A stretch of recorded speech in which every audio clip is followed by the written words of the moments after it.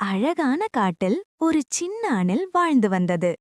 அது தினமும் மரங்களில் ஏறி குதித்து மகிழ்ச்சியாக விளையாடும். ஒருநாள் அணில் ஒரு சின்ன விதையைக் கண்டது. இது என்ன, சாப்பிடலாமா என்று நினைத்தது.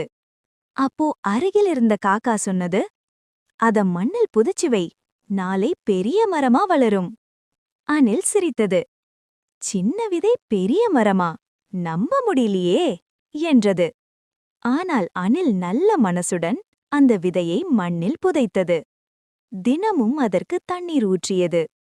சில நாட்கள் கழித்து ஒரு சின்ன முளை மண்ணிலிருந்து வெளியே வந்தது.